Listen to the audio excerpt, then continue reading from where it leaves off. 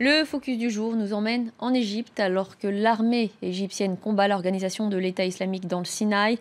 Les autorités ont lancé un vaste chantier visant à lutter contre l'extrémisme religieux. Mais dans les faits, cette réforme se fait sous le contrôle d'El-Azhar, plus haute autorité de l'islam sunnite, dont la vision reste très conservatrice. Les autorités ont en effet resserré la surveillance des mosquées en bannissant les frères musulmans et les imams les plus radicaux, mais aussi les plus libéraux, ceux qui appellent à une véritable réforme et à une lecture critique de l'islam. Asia Chiab. Al-Azhar, la plus haute autorité de l'islam sunnite dans le monde. Cette institution d'État est aujourd'hui l'épicentre du combat contre l'extrémisme religieux en Égypte. Les autorités comptent sur les imams d'Al-Azhar pour dénoncer les violences commises au nom de l'islam, alors que les attaques terroristes à Paris mettent de nouveau la religion au banc des accusés.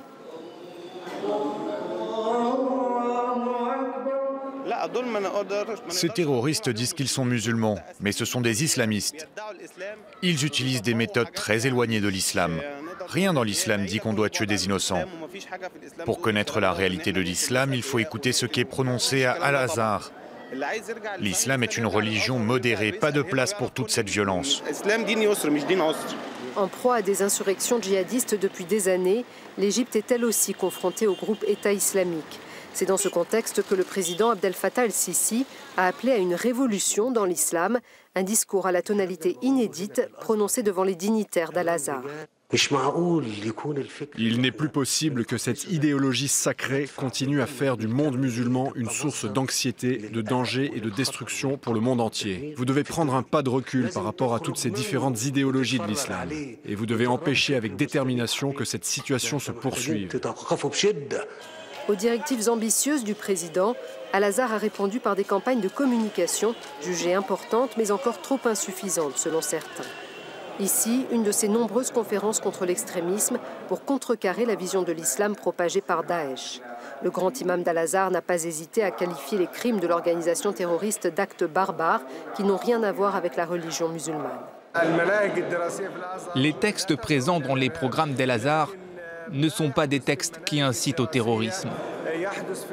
Vous savez, ici on s'efforce d'interpréter les textes, de les lire à la lumière de la réalité contemporaine. Le plus important, c'est que l'on se consacre à des thèmes qui servent la paix et la coexistence pacifique. Pourtant, Al-Azhar est-il vraiment un bastion de l'islam modéré? Le cheikh Mohamed Abdallah Nasr en doute. Certes, l'État a évincé de nombreux imams salafistes, mais aussi des imams progressistes comme lui-même. Sa faute, avoir appelé à réformer radicalement le curriculum d'Al-Azhar. J'ai créé le scandale parce que j'ai dénoncé le fait qu'en 2015, Al-Azhar enseignait encore des textes sur le cannibalisme et un autre qui autorise la capture des femmes comme esclaves sexuelles en temps de guerre. Al-Azhar est incapable de faire son autocritique et certains de ces textes extrêmes sont encore présents dans son programme. Invité à parler au Parlement européen de Strasbourg il y a 2 semaines, le cheikh Abdullah Nasr a été empêché de s'y rendre. Malgré leur volonté affichée de réforme, les autorités égyptiennes l'ont bloqué à l'aéroport du Caire. La mentalité qui règne à Al-Azhar est gelée, comme retardée. Ils refusent les réformes et la modernité. Ils pensent que de telles choses iraient à l'encontre de la religion.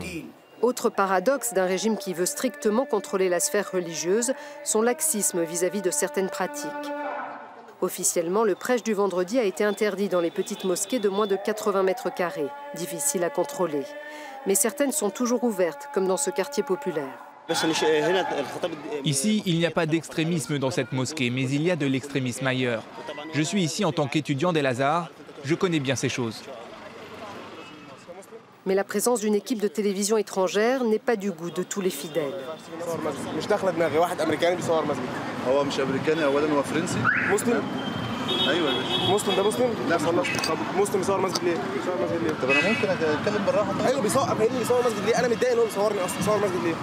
Le jeune homme nous traite d'infidèles avant de partir, tandis que les habitants du quartier tentent de faire baisser la tension.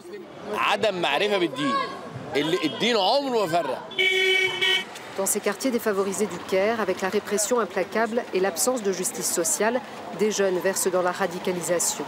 Et beaucoup d'imams salafistes sont toujours en activité. L'État, qui a emprisonné des dizaines de milliers d'opposants, a choisi d'en épargner certains, à condition qu'ils ne parlent pas de politique dans les mosquées. La plupart des imams diplômés d'Al-Azhar employés par l'État égyptien sont des sympathisants des frères musulmans. Dans le fond, ils sont contre la politique de l'État. Mais le fait que ces personnes soient employées par les autorités pour gérer les mosquées, ça permet au régime de les contrôler, de les garder à l'œil, qu'ils gardent le silence sur certains sujets. Mais la tentative du gouvernement de contrôler les minarets risque bien de développer une parole religieuse parallèle hors des mosquées.